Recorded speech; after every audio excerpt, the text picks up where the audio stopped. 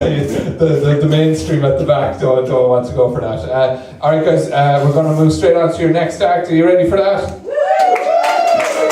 Keep it going, big working to the same one with Esther Lucioli!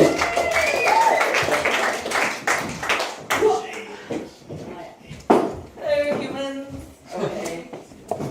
Does anyone know what this is? Cake. You guys haven't seen those videos where they cut into things and everything as a cake? Oh yeah. Yeah, there you go. I just have to turn it on. So on the action. Power on. Bluetooth mode. Pairing. Connected. It's really hot, isn't it? I'm still hot. Did you guys enjoy the weather that we had that was really, really hot? Did you enjoy it? No, I was dying. I was just breathing and then sweating, so I'd go shower and then I'd dry with a towel and I'd be sweating as I'm drying and then I'd shower again and then I'd be wet and then I'd be drying and then I just thought I will just get used to being wet all of the time. Which I generally am, but that's more of a specific area than my whole body. But it's weird. You'd think I'd be used to the heat. I grew up in Ghana. Does anyone know where Ghana is? I'll give you a clue. It's not India. It's not Asia. I just came from an event with my friends there. This is not part of my act, but I like it, so I'm going to keep wearing it. Does anyone know where Ghana is? It's in West Africa. Yeah, so I'd say like my upbringing is probably a little bit different to yours. Your childhood memories probably involve going to get ice cream. My childhood memories involve watching chickens be beheaded and plucked for entertainment and dinner, and it was happy days. There's a reason I'm traumatized and in therapy. Although I hear that's probably a lot more like rural island than I thought initially, from what I understand. So I was in Ghana. I was very, very popular. I thought it's because I was like nice and cool. No, it's just because I'm the only white kid in the village and they all want to feel my hair. And so I just got very traumatized coming to England, where I walked into a room and people didn't immediately flock towards me, so I thought they hated me. But anyway, I was there. My parents were Bible translators. My grandparents were Bible translators, and I too actually have spent a lot of time in a missionary position with my husband in South Africa. And I actually didn't know there were other positions I could do. Turns out I'm pretty good at most positions. I could do anything. What's the officer you go to? Careers advisor says, yeah, you can do anything. I'm like, okay, cool, great. Oh, who's that? So I've been to Ghana and then I was in England. We left Ghana because I was dying. I had a disease called Henoch-Schellen, which was killing me. But I'm fine now, yay.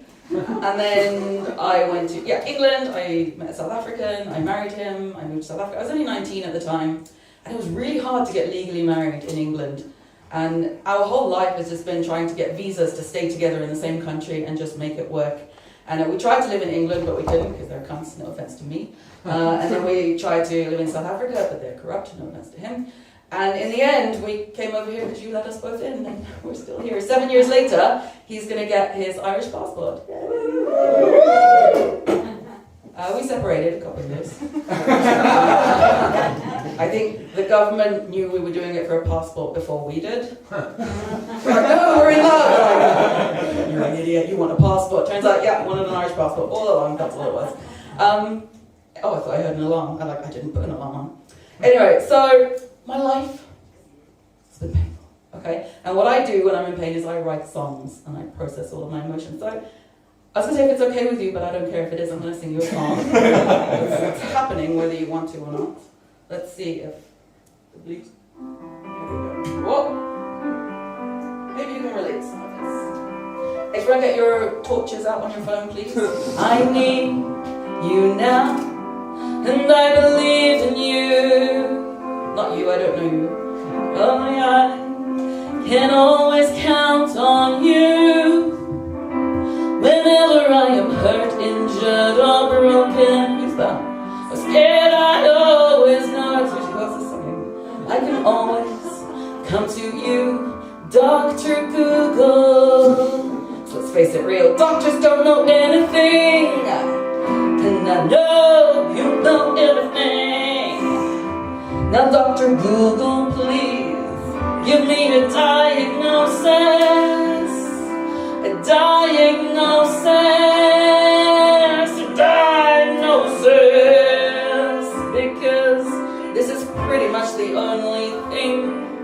invalidate my suffering.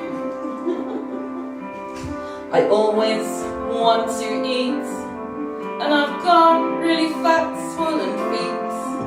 I'm 60% sure I'm not pregnant, so I'm obviously dying.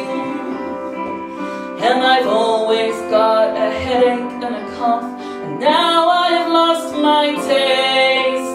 It must be COVID, so I'm obviously dying. Sorry, everyone, I'm here. I feel like I'm dying. Sing with me, everyone. I feel like I'm dying. Stop singing, you don't know the words. All my blood tests came back clear, but I'm still pretty sure I'm dying. Everyone get your phone up, please. I'm not being dramatic. Go on. I took one of those internet quizzes. Get those torchlights up, please. And at no point have I exaggerated any of my symptoms. All blood tests are overruled when there's blood in the stool. It's not hemorrhoids this time, I've hemorrhaged and now I am dying. And I know statistically the chances of that happening are low, but I just know that I'm about to bleed to death right out of my fucking asshole. I stayed out in the sun too long, and I've been burned too many times. Dr. Google says I'm not probably gonna get skin cancer, and my gums are always bleeding. And it's not because I don't brush the recommended 2 whole minutes every time. Dr. Google says excessive bleeding, it's probably leukemia. I feel like I'm dying. Don't say the words are different. I don't care what the cause is. Oh, want someone, anyone, keep it handsome, come and put me out of my misery. Whether my appendix is exploding or just got some bloating. Someone get me some weed or cocaine, I mean codeine, and relieve me. Everything in my whole damn body is hurting. Thought I was dying, but it turns out it's just because I'm now over 30. Every day we're all one step closer to death.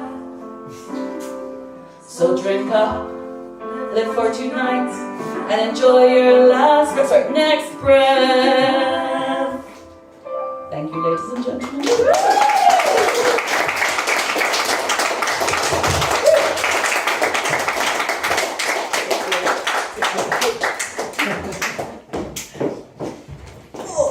One more time for Esther Lucioli.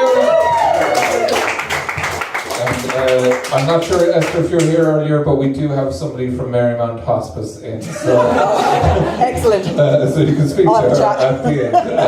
Okay, I'm going to bring up your headline act of the night if you guys are ready. Again, not sufficiently coordinated for this fiance. Everyone, one last time, come on. Please welcome to the stage, the wonderful Daniel Lucas.